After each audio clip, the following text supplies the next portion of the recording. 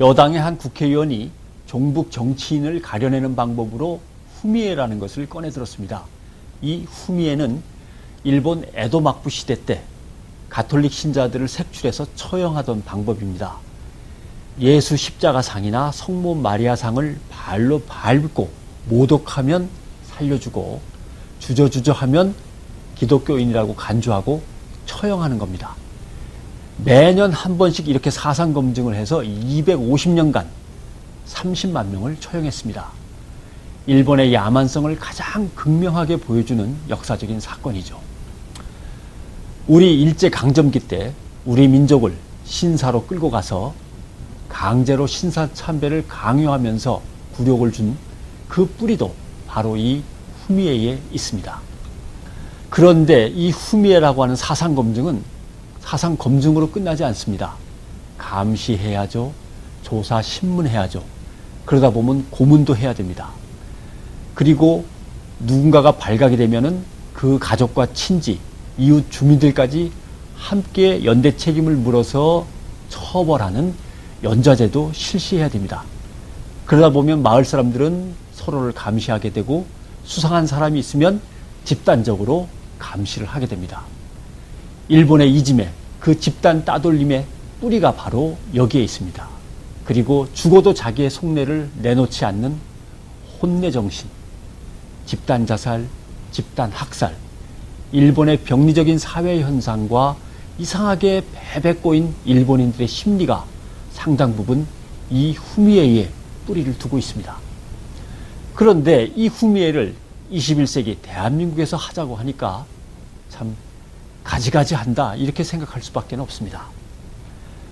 사상 검증이 불가한 이유를 정리해 보겠습니다. 첫째, 사상 검증이란 인간의 내면을 찢어 발기는 행위입니다. 자유주의를 수호한다고 하면서 어떻게 비자유주의적인 칼을 빼들어서 헌법이 자유롭도록 보장한 인간의 내면을 찢어 발길 수가 있습니까?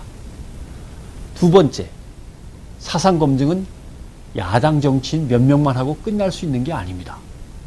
당연히 여당 정치인도 해야 되고 대통령도 해야 되고 국정원장도 해야 되고 국무총리, 장관들도 해야만 되게 됩니다. 벌써 박정희 전 대통령의 좌익 경력이 논란이 되고 있고 북한은 여당 지도자들이 북한을 방문했을 때 얼마나 살갑게 굴었는지 폭로하겠다고 그러지 않습니까? 이렇게 되면 전국의 주도권은 북한에게 넘어갑니다. 참 우스운 일입니다.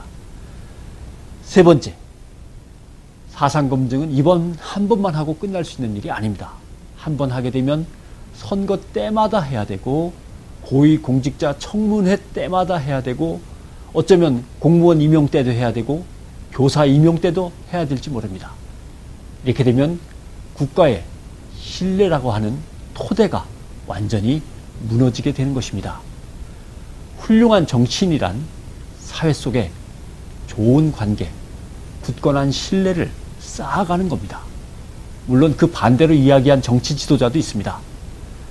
가상의 적을 만들고 공포를 극대화해서 국민들의 관심을 그쪽으로만 쏠리게 해라. 이것이 정치 지도자의 능력이다.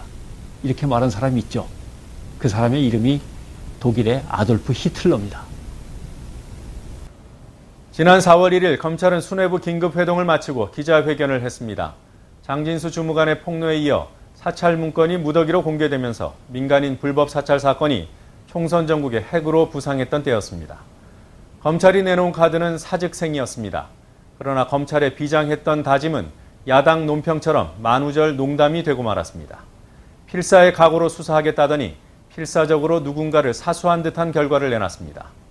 이번에는 BBK 가짜편지의 실체와 전모를 밝히겠다고 큰소리치지만 요란한 빈수레일 공산이 커 보입니다.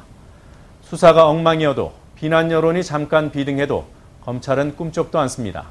가장 강력한 견제수단인 국정조사를 새누리당이 틀어막아주기 때문입니다.